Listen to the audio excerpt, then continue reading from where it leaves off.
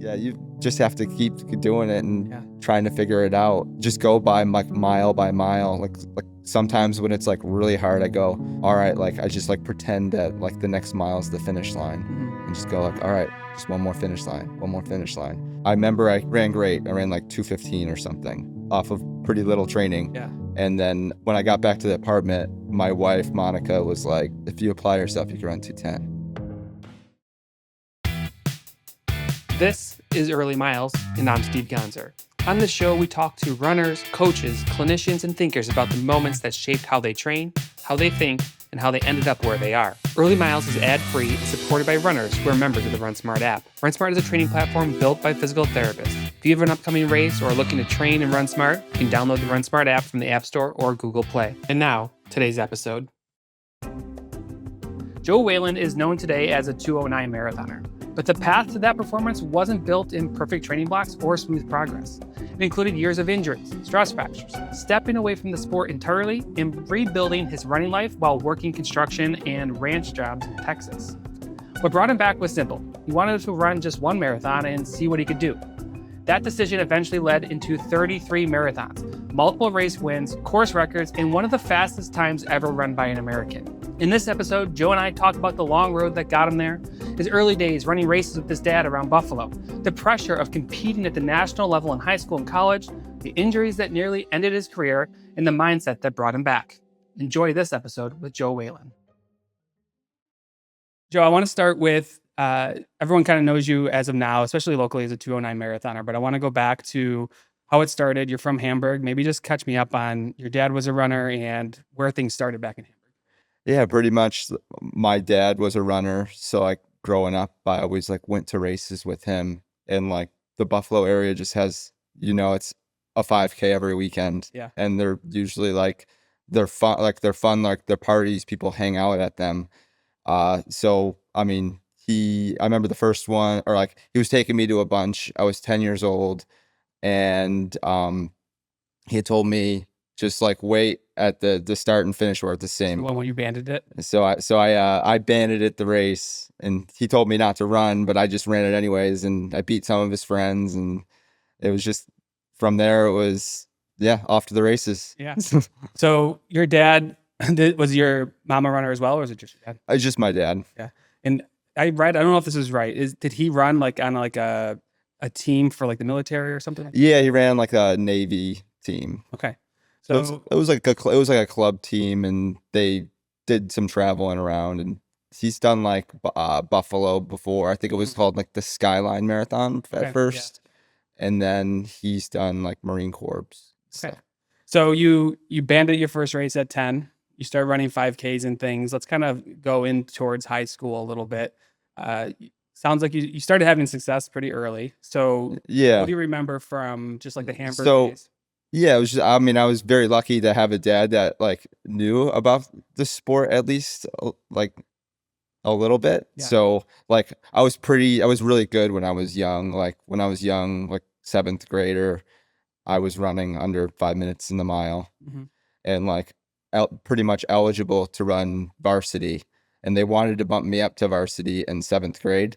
But my dad was like, you're too young. Like I was like underdeveloped, so he just kind of held me back. And then in 8th grade, they're like, because I was running in modified, I was winning by a lot, like quite a bit in 7th grade. And then once it was 8th grade, it was like the coaches were pretty much like, he's got to come up to varsity. Yeah. Were you doing other sports too, or were you just cross country, indoor, outdoor? I did like wrestling in like early like middle school, and my dad was a wrestler too. Okay. My dad had like I think he may still have the Hamburg school record for like fastest pin. Oh really? Yeah. Nice. Just funny. Does he bring it up occasionally? I've heard him bring it up in stories and stuff. So. I beat my son skiing this weekend by 2 seconds. Downhill course, and I've brought it up at least 50 times between now and Sunday. Yesterday. So I imagine if it was me, I'd still be bringing it up occasionally. But. Yeah, and I like did baseball. Okay. So I played like little league baseball. Yeah. What drew you to running versus the other sports? Like wrestling's, it's one-on-one. Running is very much not a wrestling has a team aspect to it, but it's very much one-on-one. What drew you to running more than the other sports? Uh, I mean, it just felt more like most natural and the easiest one to do. Like you could always just run. Yeah. Like I don't like wrestling. I really like enjoyed it, and like I remember I had a gym teacher when I was because I was like a pretty decent wrestler, Mm-hmm. and once I just told him I was gonna do like indoor track, he's like, "You're making the worst decision of your life." He gave me one of those, Yeah. and then I had him in like high school, and he's like, "You would have been so good at wrestling if you just kept it up." Yeah. Well, you get less cauliflower eater this I'm way. just yeah, safer. So in high school, you were Gatorade Player of the Year, I believe. Yep, Foot Locker All-American. yep. So I was ninth at Foot Locker in Mhm. cross country, which is the national championship. 40 people qualify in the whole country. Yeah. And it's a weird race because only 40 people qualified. Typically, you go to like a cross country race, and there's like a few hundred people running on a starting line. Yeah, like McQuaid is there's like Yeah, 1,000 people. but it's so weird to get on a starting line, and then you go, oh, I think I'm in a pretty good position, and look around and go, I'm in last place right now. Yeah. And everyone here's the state champ. Yeah. So yeah, yeah, it was yeah. Yeah. I'm curious on like just kind of pushing you towards this. So you were in high school. Your father was a big influence on keeping things going. I have two young kids. Not pushing them in towards running, hoping they run, but not pushing them into it.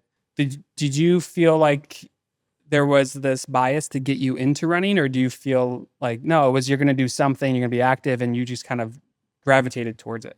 I just kind of gravitated towards it. I mean, my brother, he wasn't a runner. He's a runner now. Mm-hmm.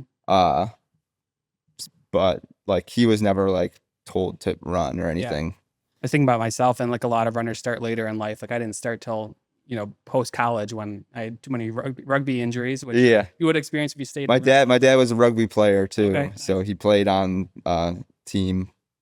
When you started finding the success in high school, was it like empowering to have that? Did it feel like were there extra pre-race jitters with it? Did you feel like you had to prove something? Like how did you kind of view running, especially at the high level for the state and the country? Was it a lot to carry, or do you feel like no? I was like I thrive on that competition. I liked the competition a lot. I also liked the fact that like our team was like we got our team to be pretty good. Like we qualified for the state meet for the first time in like I don't know how many years it was prior to that, but that was like a really big deal to qualify for the state meet. So as you go through high school, you accomplish a lot. You're going to college level, which is generally, from what I experienced just with working with athletes, it's a big jump. You're not competing against you're competing against the best kids in high school that have gone to college, plus the kids that have been in college for a while. So they're a little bit more developed. How was that transition for you from high school to college? Yeah, I mean, it's tough. I went to a school that was really good. I mean, after Syracuse, right? Yeah, I went to Syracuse University, and we made nationals every year. What was your hardest adjustment from high school? My hardest adjustment is just maybe the independence of just being on your own and just kind of learning everything. And yeah, it was just kind of hard. Like everyone's good, so you really had to check your ego at the door. Do you feel like if college Joe could talk to high school Joe, what would he say? Like, you're not as good as you think you are, or would you carry in a lot? Like I think, majority of runners generally, I think, don't carry a huge ego. Certainly there's some in the sport. Yeah. I maybe cared too much about trying to be good, I guess.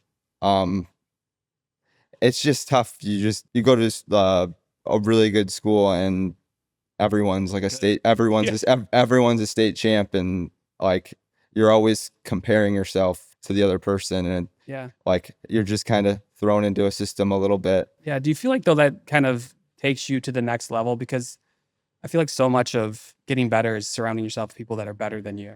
Yeah. And if you're all of that in high school, and you get your ass handed to you a little bit in college, you can kind of get a sense of like, oh, I got to work hard. You see what everyone else is doing. Do you feel like that enabled you to elevate your game a little bit, being around better people? Or was it like, oh my God, like I'm not as good as I thought I was, and it was more of like a confidence crusher?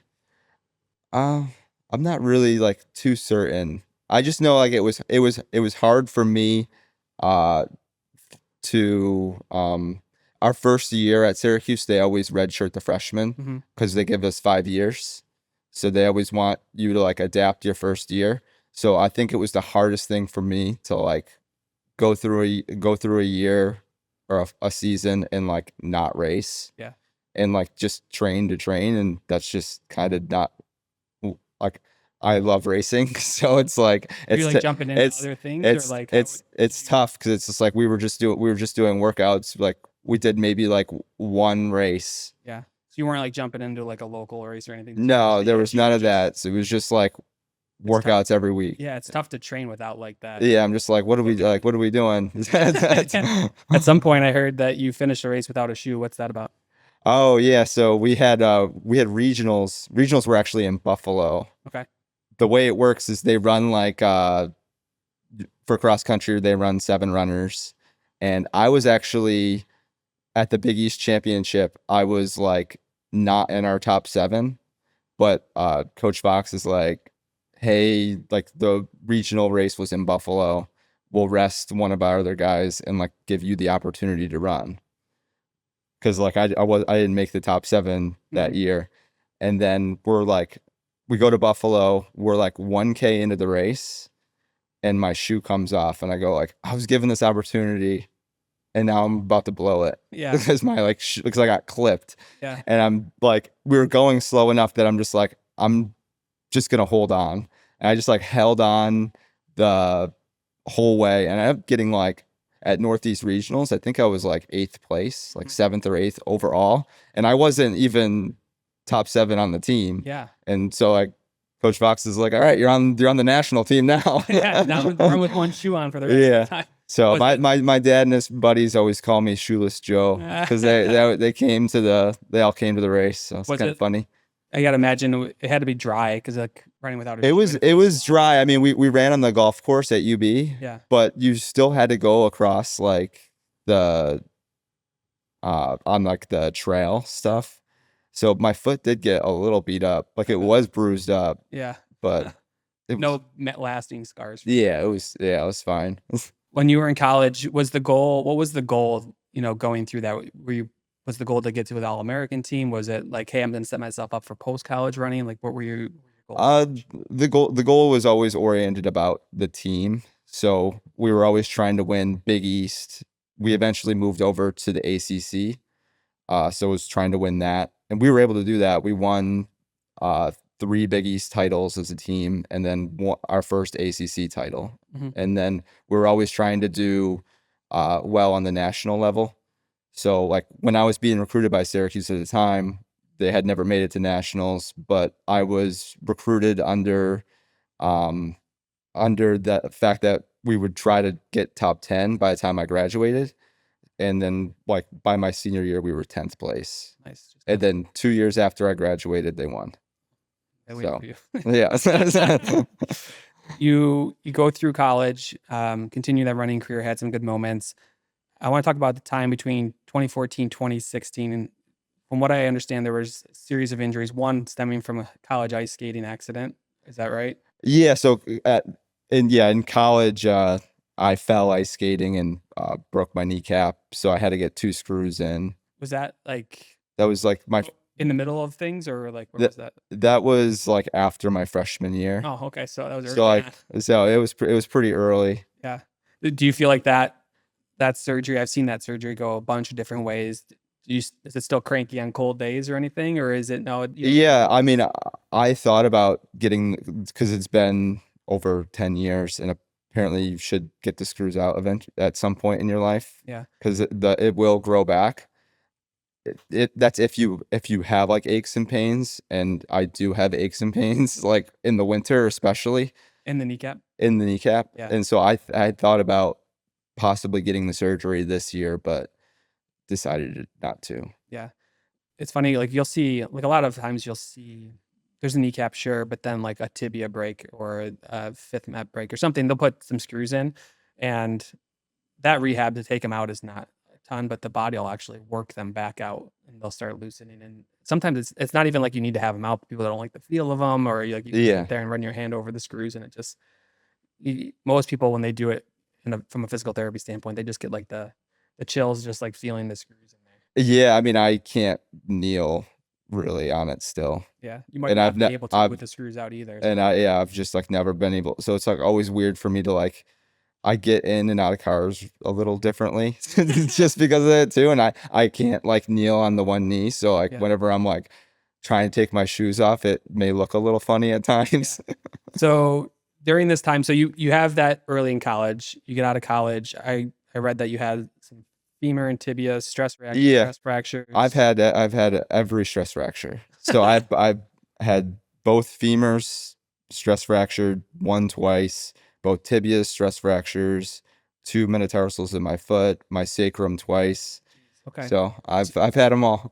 So was that during this 2014, 2016 time frame? Is this is just through my junior year in high school, and then it was pretty much stress fracture every year up until I haven't had a stress fracture in like 4 or 5 years. Knock on wood over here. That's fake wood, so it's not gonna Yeah, there you go. Find any wood I can. What changed though? Like, so was it nutrition? Was it how you trained? Like, what do you feel like is you were doing wrong that was contributing? I think it was just just a lot of like different little factors, and it all comes down to like recovery, like making sure you're fueled enough, like the way you structure training. Like there seems to be this style at least like the elite level that you do two workouts midweek, and then you do like a long run, and that was just always seemed to be too much for me. Yeah. So I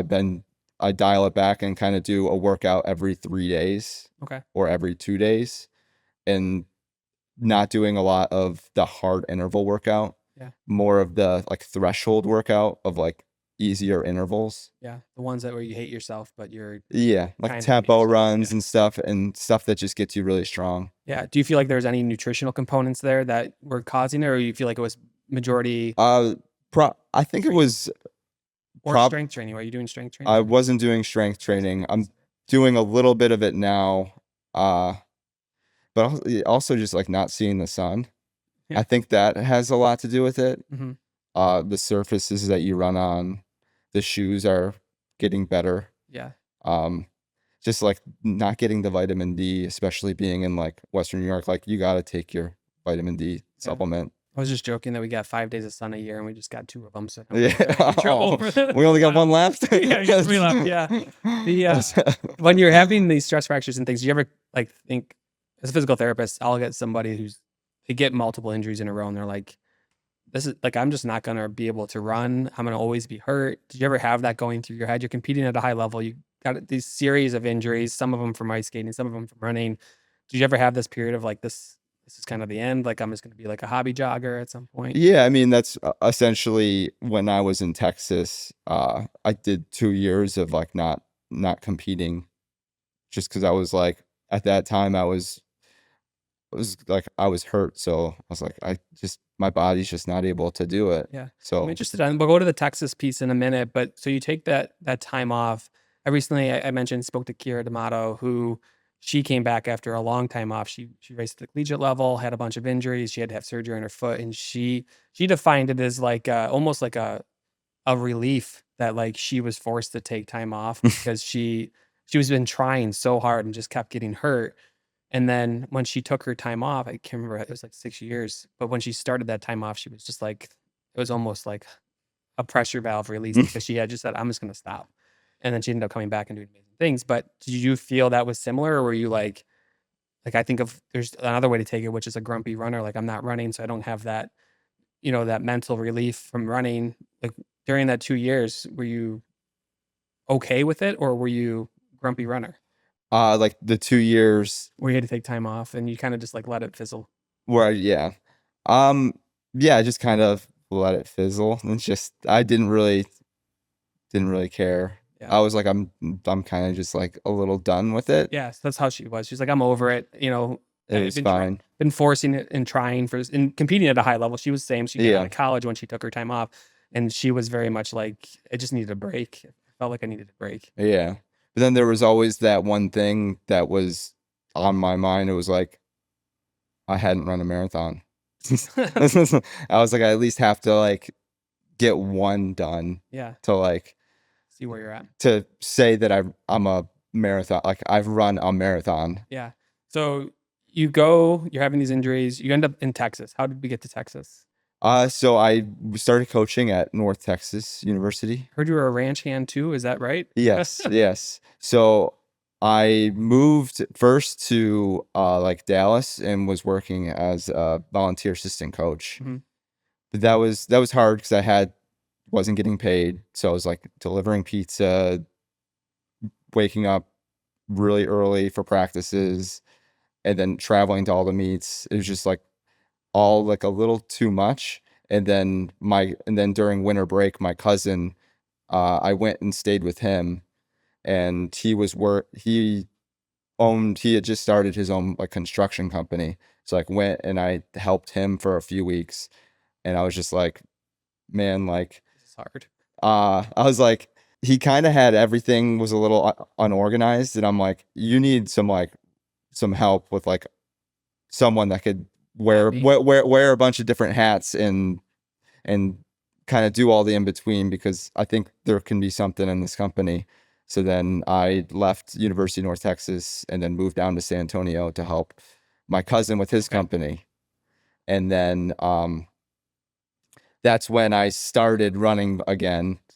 We were like working on a bunch of ranches, and pretty much just to kind of stay fit to do that ranch work. So I'm like, all right, like I need to be physically fit enough to do it. So like after I would work, I would run a little bit and then do push-ups. And then I actually started getting pretty fit, and I'm like, all right, I'm 26 years old. Like this is the time that I need to try to do a marathon while I can. Yeah.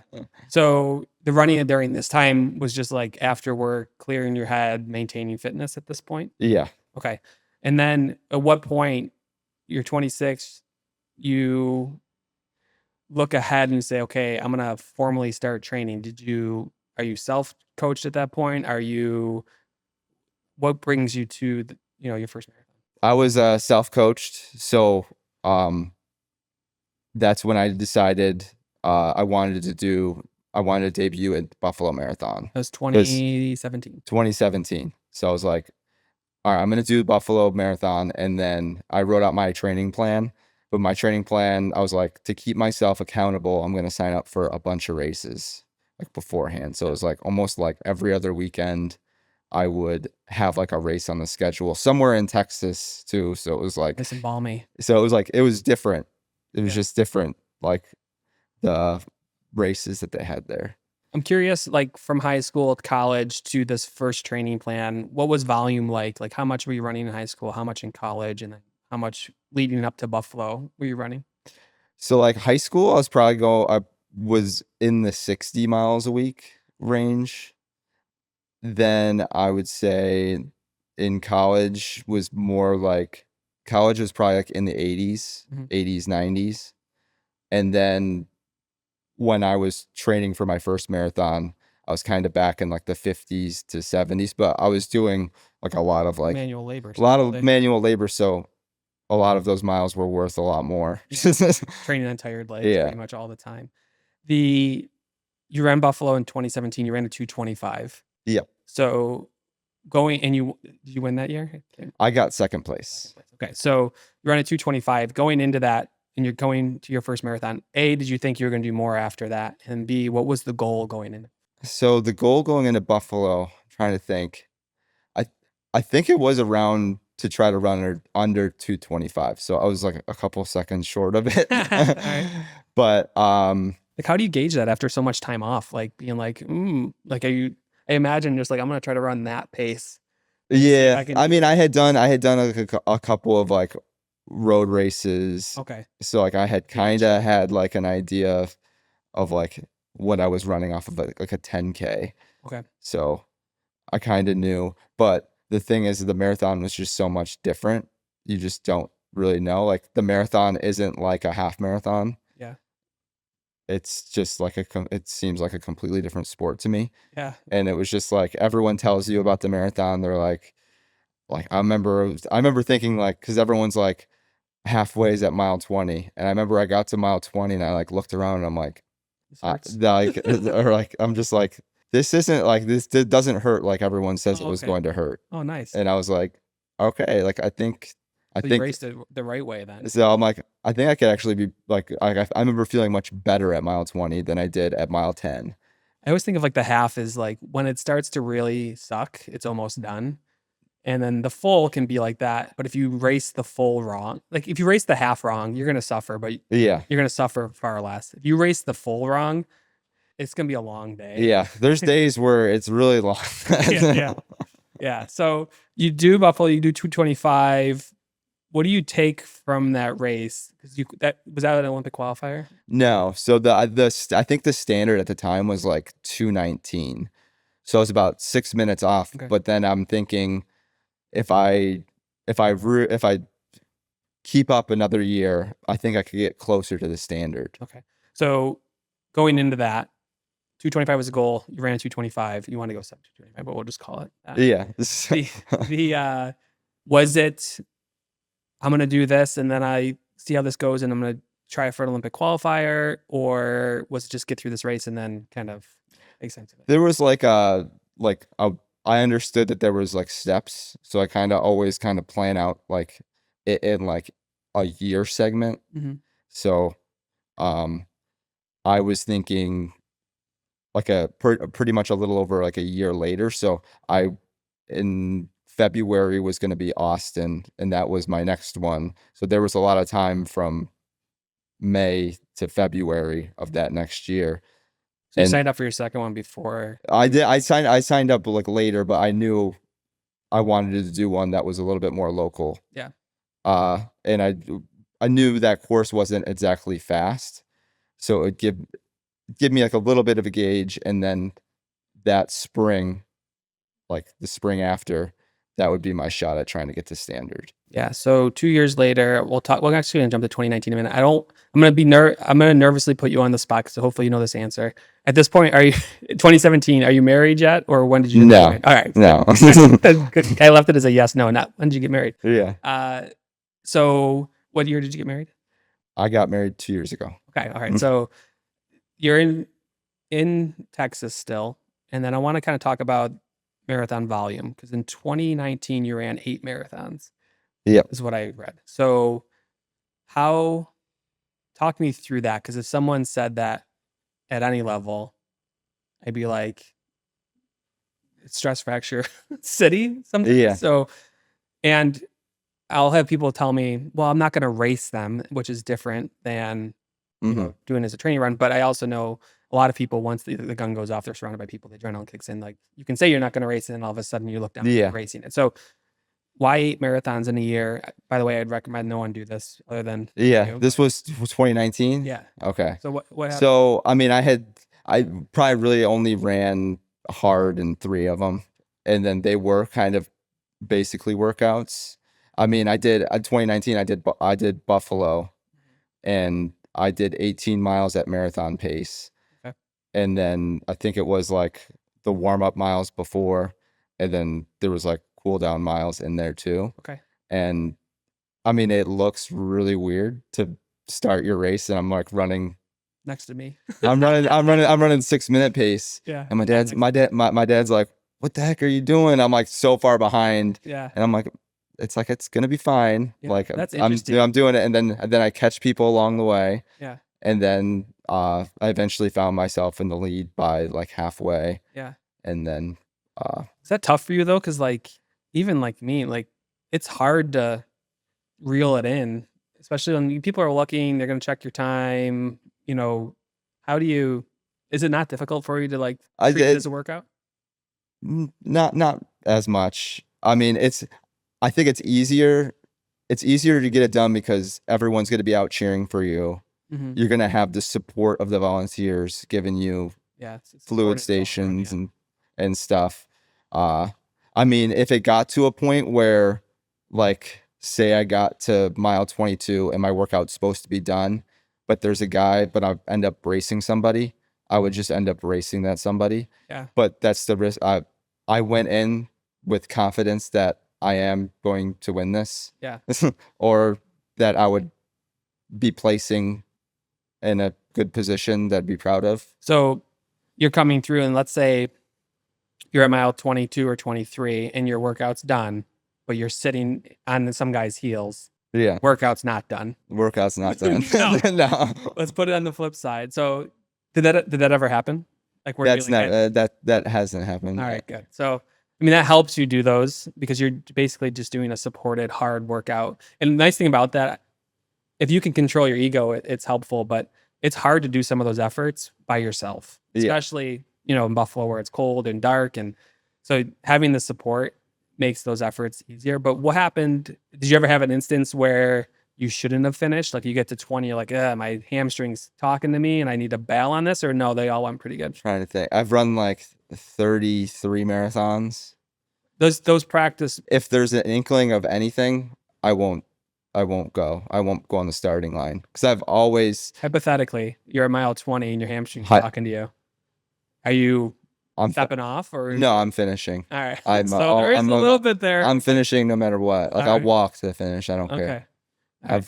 In high school, my junior year, I ran on a broken foot to get our team to qualify for the state meet. And that was the most pain I've ever been in. And I always will think about that. And it's like, you're going to step off because something hurts then. But what about back then? Yeah, I always think about the balance though, like win the battle or versus win the war. Like it's okay to lose some battles occasionally. Yeah. And for example, like if you're going to get ready for this big A race and you're like, this could be for anybody, right? Like I'm running Buffalo. I have this half marathon coming up, 3 weeks before to kind of prep and just do a dry run, a half distance. And you wait, like leading up to it a week before, your knee's bugging you and that you're teetering on the edge of something. Yeah. So I do have, so I think it was 3 years ago, I was training for Philadelphia Marathon and I ended up getting bronchitis and it lasted 3 or 4 weeks. But then the week before things started getting better and I was like, I'm just going to run the marathon as is. Like I'm going to race it and whatever happens. And then, I got to mile 16. I just wasn't myself. And I did have to pack it in and be like, you know what? There is the Cal International Marathon in 2 weeks. So I just coasted in and then ended up running Cal International Marathon in 2 weeks and kind of saved my race. I didn't go over the edge. Okay. But I knew Did you step off in that one? I didn't. I finished them all. All right. All right. That's putting attention. Yeah. So there is one race you didn't start, which is 2020 Olympic trials. That was Atlanta, I believe. Yes. So what happened leading up to that? Where did you qualify for that one? So my first qualifier was at Grandma's Marathon. Oh, I love that race. Yeah. My PR is there, which is a nice fast course. Yeah. So you think you ran 2:11 there? I know. I've ran because I've run that race, 5 times. Yeah. But the first time I did it, where I qualified, it was 2:16. Okay. All right. So Olympic trials coming up. They're in Atlanta, 2020, year of COVID. You didn't start that race. What happened with that? Yeah, I mean, I was just trying to do too much in my training block for that. Was the goal there what was your goal going into the Olympic trials? My goal was to get top 10. Okay. So top 3 go, right? Top 3 go, but alternate. I was training with the intent to work my way up to 10th rather than race the front and then try to hold on for 10th.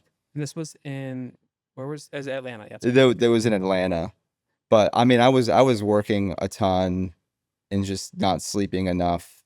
Yeah. And just overworked myself. It's just on the weekends when I had off of work, it was I remember I did a 30-mile long run and then a couple days later, did a workout and then just you get caught in the trap of just doing too much. Yeah, you burned out. Yeah. When you didn't start that race, were Was there any embarrassment? Were you angry? Were you like not on to the next one? Where were you at with that? I mean, I was kind of. I mean, it sucks to not to be able to line up, but I knew like that was kind of like the risk that you kind of take when you're trying to train at a high level. You talk to your dad about this ever? Like when this is No, going on? probably not. No? I'm pretty like I'm maybe reserved about some things. Yeah. So after the Olympic trials debacle, kind of in, I don't want to call it a rut because it's not a rut. It 14 was to a 217. yeah. That's a rut. I mean, that was kind of a rut, but Yeah, for you. So felt. for everyone listening, he's running 214 to 217 consistently. Uh, did you at some point think like, okay, this is my ceiling, or did you know that there was more there that you could get faster? Like I thought there could be more, but it wasn't until like my like I remember I came home from grandma's marathon the one year and I was running like 50 miles a week, like 50 to 60 miles a week. And I remember I ran great. I ran like 215 or something Mhm. off of pretty little training. Yeah. And then like when I got back to the apartment, my wife Monica was like, if you apply yourself, you can run 210. It's like, I know. And then it took like 3 more years of just like banging my head against the wall. And then her kind of, again, just being like, hey, if you take this thing a little more serious and actually do the proper training, like you're there. Yeah. So So like, I would say it's her belief in me and then me recognizing it after starting to like see it a little bit after believing. yeah. When you think about the 214 to 217 range that you're kind of hovering in, what I know eventually you would stop working and just commit full time to this, but do you feel like that's the sole missing piece for you to get to 209? Like what separates a 213 to 217 marathoner versus a 209? And now guys are like 204 was the the American record at this point. Like what separates a 214, 217 to a 209? Yeah, I feel like everyone's a little, maybe like a little different, but I mean, I just think recovery and fueling is like everything. Sleep, Yeah. just having balance in your life. Yeah. So with the sleep and fueling side, let's start with sleep. Are you doing anything particular there? Like sleep's having its moment. Like I feel like so much has come on with wearables and different things. I actually have an episode coming out with one of the leading sleep researchers and Hmm. talking through all these different things and how sleep and nutrition are like the foundation of performance. Yeah, And what does your sleep look like as far as making sure that you are prioritizing it? we pretty much get to bed at like 10 to 11 p.m. But then I try to sleep. I don't set an alarm right now anymore. Mm-hmm. And just try to sleep. I try to get 8, 9 hours every night, and then if I can midday, just do like another like little nap if I can. A Are lot you of deep time. into the weeds on like, oh, room temperature and all these things? You're like, No, nah, I'm just gonna go lay down when I'm tired. no. I mean, as long as I'm doing like if in heavy training, I feel like sleep should come pretty easy. Yeah, because you're tired. You're just tired from doing everything. Yeah. So Yeah, it's interesting. Like some of the easy things that we talked about was just like going to bed at the same time every night, getting enough sleep. yeah, Some of the things are simple and some of it conflicts because like talk to a sleep researcher and he's like, you want to go to bed a little bit hungry. You talk to someone who's focused on nutrition, they're like, well, if you're gonna be too hungry before bed, you're not fueling yourself through the night or whatever. So there's a lot of different things that go on there. But when it comes to nutrition, I gotta imagine your nutrition now at this point. So we're pre 2024, so a couple years ago. What did nutrition look like then versus like your earlier marathons? now I just feel like I just eat a lot more. Uh, I mean, I do a lot more mileage, so like I'm up in between like 100 and like 125 miles a week. Uh, but now it's just like I have to constantly eat, and I feel like I'm not hungry, and I have to force myself to Yeah. eat sometimes. Sometimes I'm eating a turkey sandwich over my sink, and it's like Same. it's like the most ridiculous thing in the world. but I'm like, this thing is gonna help me recover Yeah. What about for my next. like during runs, or are you doing gels? Are you bringing a bottle with you with carbs or water or sports drink? How does that look? So like for like long runs and workouts, I'll try to do the gels throughout. Do you have a preferred gel? I use the Mortons. Yeah, I like those. Yeah, they're good. So It just gets all pricey. yeah, it does. And then I also do like the ketone IQs. Okay. Yeah. I gotta imagine your gel intake and nutrition is different than it was 4 or 5 years ago. Yeah. So I'm always interested on carbs per hour, especially at your level. Mm-hmm. Like, do you target a certain carbs per hour when you're racing?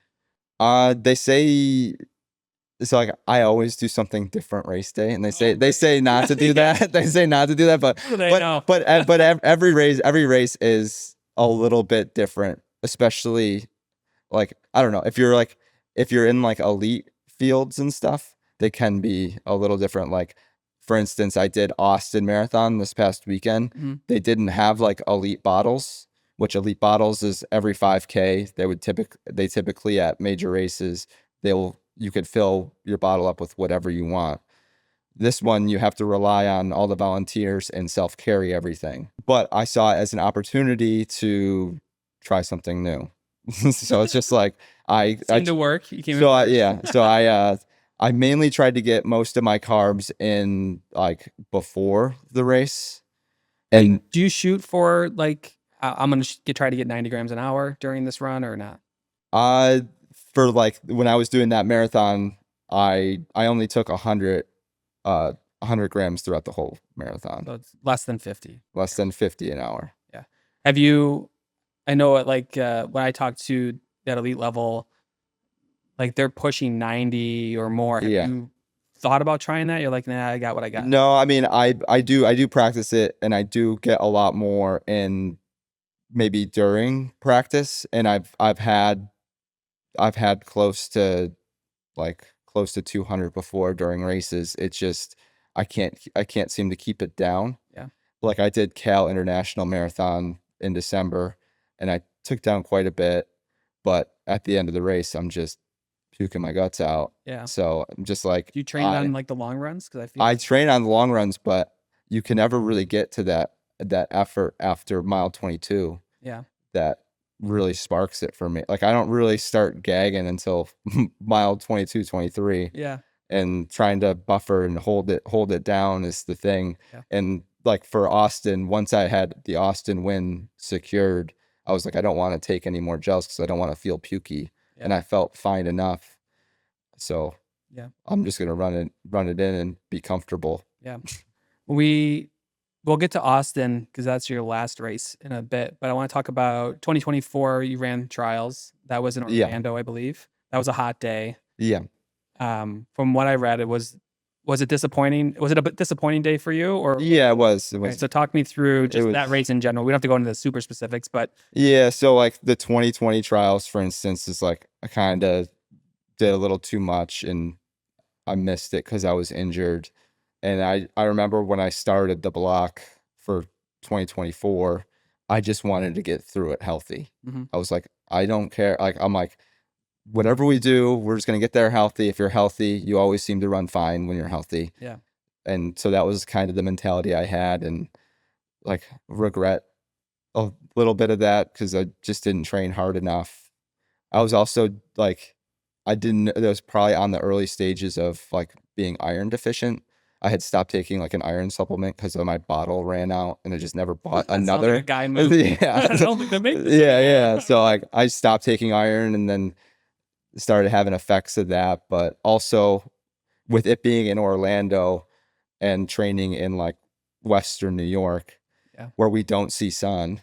And I think that was like such a big shock to like see sun for the first time, and you're seeing it for 2.5 hours outside. Yeah, I gotta talk to you about Berlin because I was there as well. Yeah, that was brutal. Yeah. Before we go there, you mentioned you came back to Buffalo and Rochester area. What brought you back from Texas? Was it your wife that brought you back? Yeah. Okay. So you come back, you do that race, and then The California International came after that. It was a 209. But I think right before that, uh, you ended up not quitting, but you stepped back from work so you could focus full time. Yeah. And do you feel like that was the breakthrough to the 209 for California? Yeah. I mean, it was kind of a little bit of a slow burn. Yeah. It's like I quit almost like pretty much a year from I like didn't imagine it would come right away, but today. Yeah. But I mean, it came relatively quick. I mean, I did Boston last year and ran 212, and I was like, finally, like I PR'd for the first time in like 5 years in the marathon. It was like at a hard course. On a hard course, and I was like, oh, it's working. Yeah. And then just like planning from there, it was just like, where can I go to like run fast? And it's like Berlin. I was like, Berlin and Cal International is a doable double. Yeah. So the California National came after Berlin or before? After. Yeah. So Berlin, I was there. How early did you get there before you raced? I got there pretty early. I got there like Wednesday before. Oh, so a little bit of time to adjust. Yeah. We got there late. My goal was to go sub 3, and I knew at the 10K mark, it was going to be a bad day. I don't know. Like you ran I ran 218. 218. Yeah. But I think it was what, 80 degrees? I finished, it was 81. Yeah. And I was then the first wave.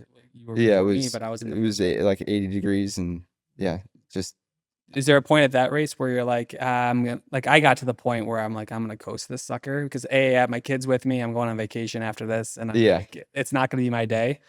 And funny story, do you feel like that Berlin race was more crowded than like the other majors? Because like I've done Chicago, I've done New York, I've done Boston, went to Berlin. I don't know if it was. I just felt it was more condensed, or if the streets were smaller. Did you have any experience? You're up towards. Yeah. So I was started with the pro field, but the pro field's pretty. It's a pretty big field. Yeah. I mean, I didn't have a problem. Yeah. But I imagine because like nowadays it's getting a little harder with like marathon majors because I feel like all these races are just trying to get the biggest numbers, and they're like the marathon majors are really fun to do, but like the smaller races are like it's like so refreshing to do like the Buffaloes, the Indianapolises. I did Hamilton this last year, and it was along the water. It was 35 degrees. Doing Austin, it's like it's room to breathe. Yeah, refreshing. We were running Berlin, and I couldn't see anything. It was hot. I was miserable. I didn't know I was running next to Harry Styles for a bit. He ended up crushing me. Yeah, I ended up pulling back, and we're running, and where I was, it was shoulder to shoulder, and it was uncomfortable. Everyone's fighting for the water lines, but I remember running down this one street, and you remember in the road they'd have like this jut out, and then they would just have like a cement pole coming up to like protect pedestrians. Did you see this? I can't remember. Anyways, so the reason why I know this is because we were running, and all of a sudden the sea parted, and this guy was taking a drink and just hit this thing and just tumbled.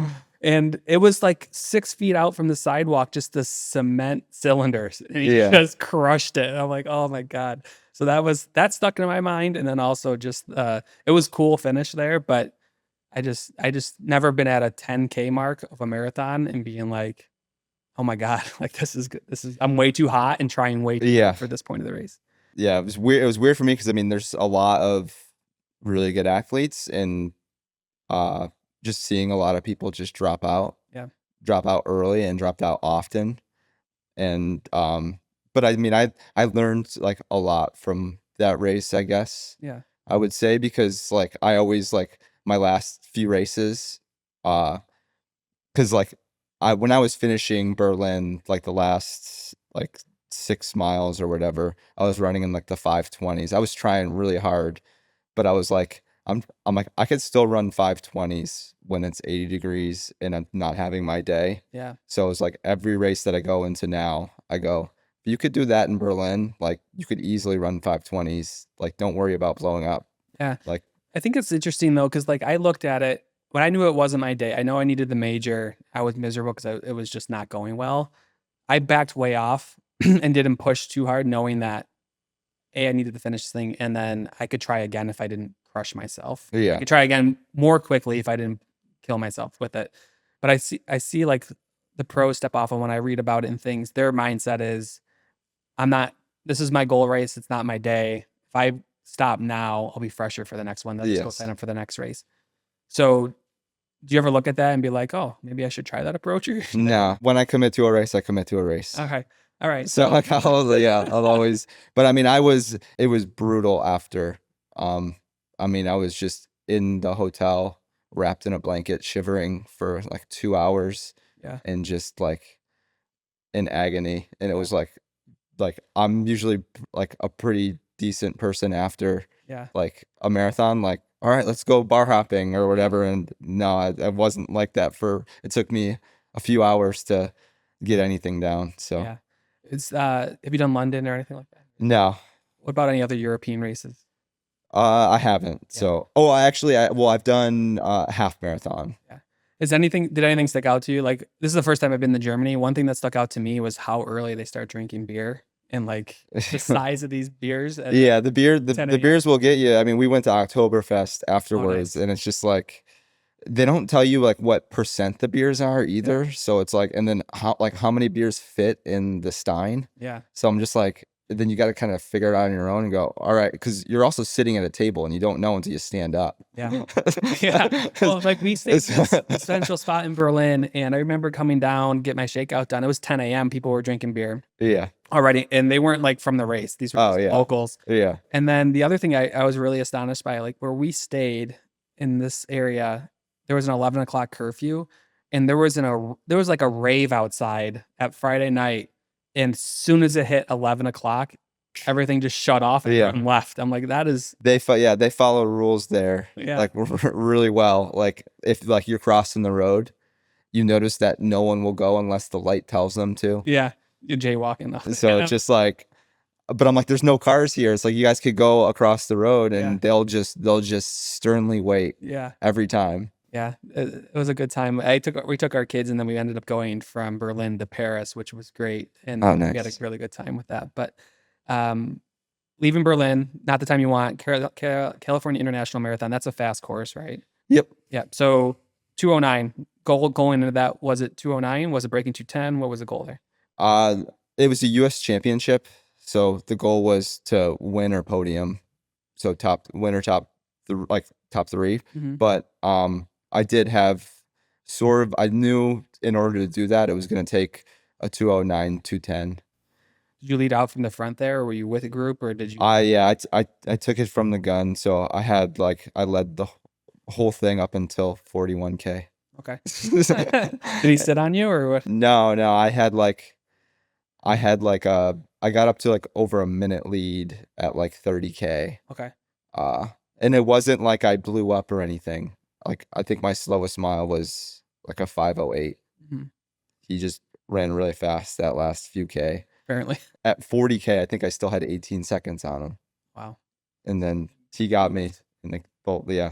So when that's happening, he's going by you, are you like tip of the hat to you, sir? Or you try to hang, or what happened there? I'm just telling myself, no one else. So What's your mindset there? Do you look back, or do you like don't look back as a sign of weakness and you just keep focused forward? Just focus forward. Because I mean, at the time of him like passing me, I had like 3 minutes left in the race. Yeah. So it's just like, just get to the line. But the way the race, it's point to point. Yeah. And then there's like 2 turns at the end. It's kind of like grandma's, right? Yeah. Yeah. So I'm just like waiting I'm like turning. I'm like, where's the finish line? Yeah, where's the finish line? I'm like, this is like the longest thing ever. Yeah. So that 209 qualifies you for 2028 Olympic trials, right? Yep. Okay. Where are those? They haven't decided yet. It's going to be either in St. Louis or Phoenix. Okay. And then you have your sights on that? Do you have long-term goals around that race? Is it still top 10 finish, or what are you thinking there? I mean, it's just all or nothing. Like I don't care. It's like I turn on the I don't care card now. It's like, see how long you could be on the team for. Yeah. Okay.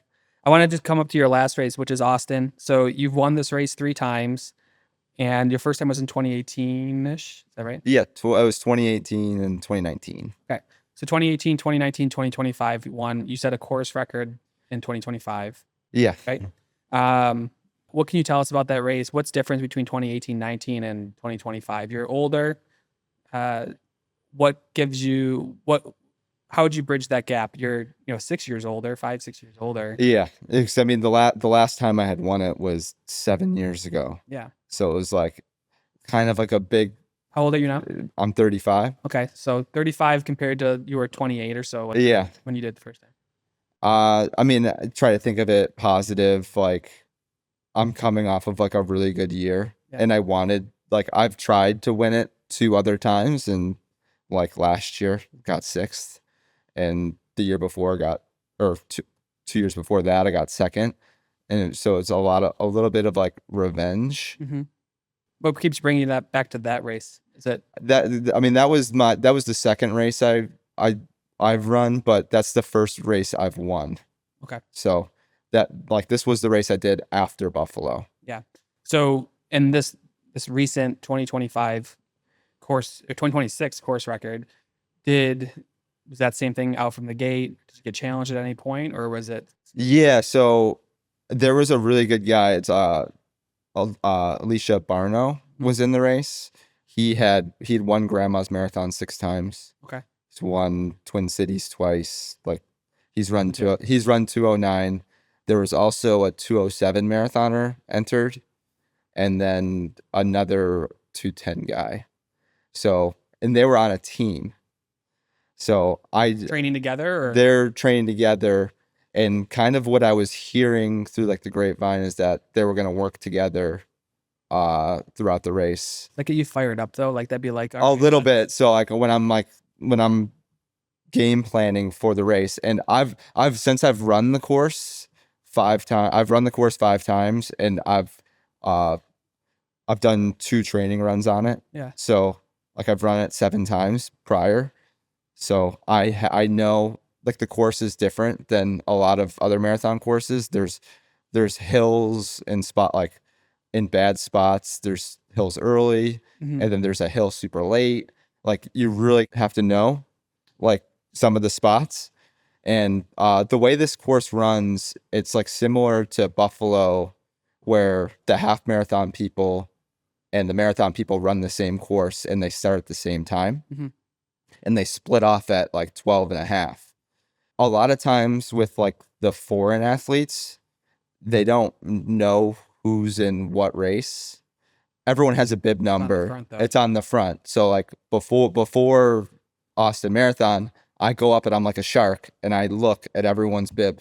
Yeah. I look everyone down the line, and it looks stupid because I'm just looking, and they're like, what is this guy doing? But I'm like, I walk across and just kind of get an idea of like who's in the race, just to like make sure that there's. Did you have those 4 guys targeted as like, these are the guys that? Yeah, I saw their bibs, and I'm like, all right, their bibs are blue. Let's go.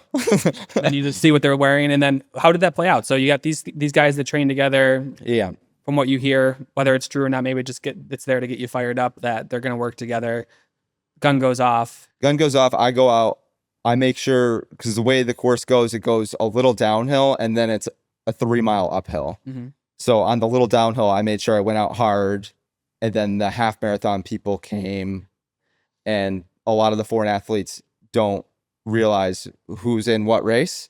So they'll just go to the front with whoever's leading. So it doesn't matter.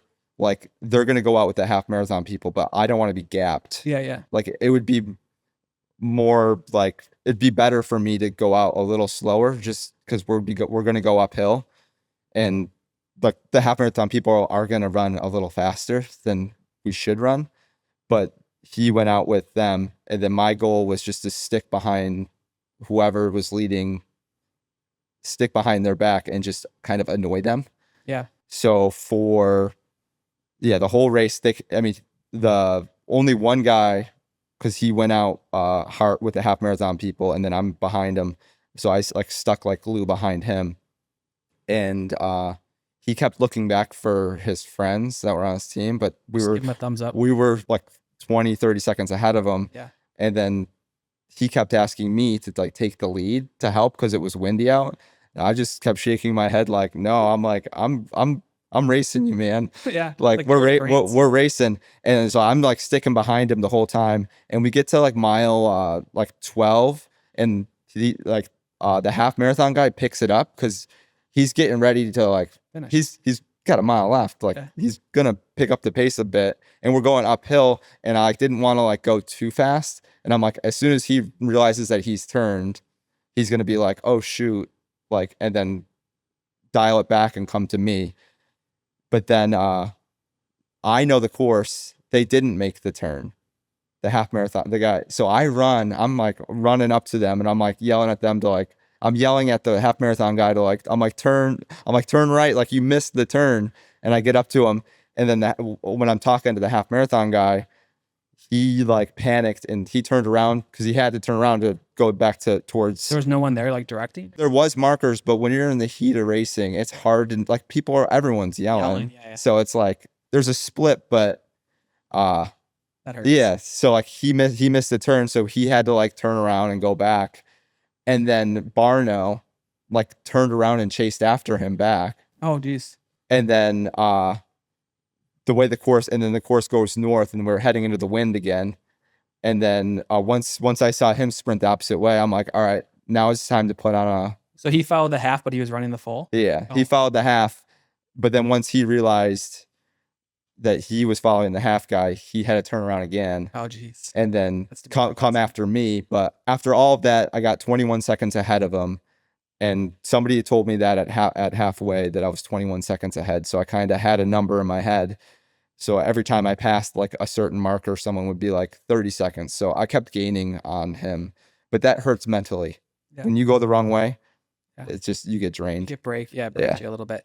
So you basically led from the front the second half and set the course record. And then I had a friend, Will Nation, he had messaged me the night before. He's like, is there anything I could do, place I could be? I'm going to be around mile 21. And I'm like, just let me know what the distance is ahead. And then he told me it was like, I think he said 30 or 40 seconds. I think he said 40 seconds. And then I went another mile and then someone said a minute.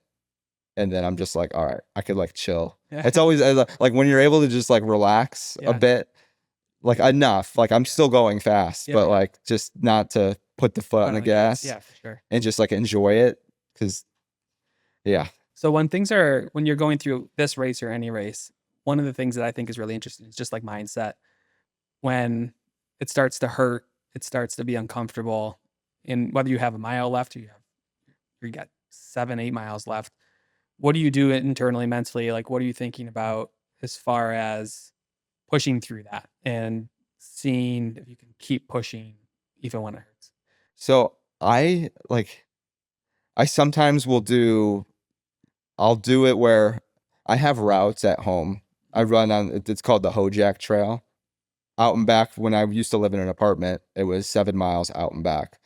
So like when I get into a marathon, I'll sometimes, if I get to mile 19, I'll be like, it's just out and back on the Hojack Trail. I bring it to like a place that I know the distance. And then I try to like let my mind get to that spot. And then when I get to like 6 miles to go, where am I on the Hojack Trail?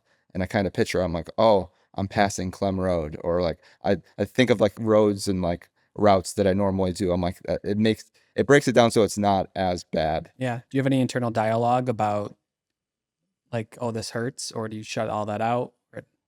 I mean, it definitely, I kind of just try to shut it out. Yeah. Cause I know like I've done this and I've gotten better with it. Like I tend to go to, first of all, it's supposed to hurt. Yeah. If you're doing it what you want to do and you're pushing yourself, it's gonna hurt. Yeah. So what are you surprised for when it starts hurting? Like you're waiting for it to hurt. Yeah. Say, hey, you're here, let's go. But I think that sometimes the famous thing, not famous, but the thing that runners say is like, I'm never doing this again. You cross the finish line, you're like, I'm gonna sign up again. Yeah. Do you ever have those moments of like, what the fuck am I doing out here? Yeah. But I mean, yeah, you just have to keep doing it and trying to figure it out. Just go by like mile by mile. Like sometimes when it's like really hard, I go, all right, like I just like pretend that like the next mile is the finish line and just go like, all right, just one more finish line. Yeah. And just try to get through it that way. like I think I'm gonna put my watch for my next marathon in Ks to More maybe frequent splits. so yeah, to help me a little bit to get to each K is every 3 or so minutes. So it's just like just get to another K. Yeah. So you qualify for 2028. You just won Austin, set a course record. What does the next 12 months look like for you? So I'm really prepping to try to like run a fast time. 209 is not fast. I want to be like in the in the top like 15 all time US. Okay.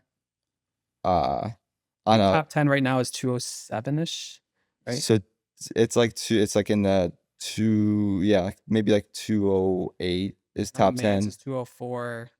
One of my college teammates, he's 16th or 17th, Okay. and he's ran 208.56. Yeah. I think someone just posted the top 10 times and it was like 207.20 or something. Yeah. But this all has to be done like on a record eligible course. Yeah. So like a Boston Marathon doesn't count.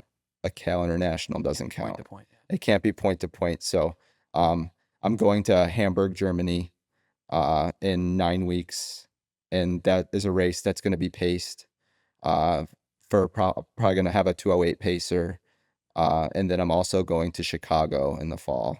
There. And that will have pacers too. So like this, going to Germany is kind of a practice for Chicago is the way I kind of. When is that? It's April 26th. Okay. Great. So Very that's how I kind of like mapped it out a little bit to be like, this is your practice run for Chicago. Yeah. And then Chicago's game time. So goal is top 15 time in the States? Yeah. Awesome. Joe, thank you, man. Appreciate you. Yeah, for sure. Thanks. Thank you for listening to this episode of Early Miles. This podcast is ad-free and made possible by the runners who support the RunSmart app. RunSmart is a training platform built by physical therapists who run with an injury prevention first approach. Inside the app, you get personalized running plans, strength and mobility work designed specifically for runners, and guidance that adapts to your life, training, and body change over time. RunSmart's mission is simple: to build lifelong runners. If you're looking to train smarter and support the show, you can download the RunSmart app to get started. And a quick but important note, this podcast is for general educational and informational purposes only. Nothing discussed here should be considered medical advice, diagnosis, or treatment. Always consult a qualified healthcare professional regarding injury, pain, or any medical condition. Thanks again for listening. We'll see you next time on Early Miles.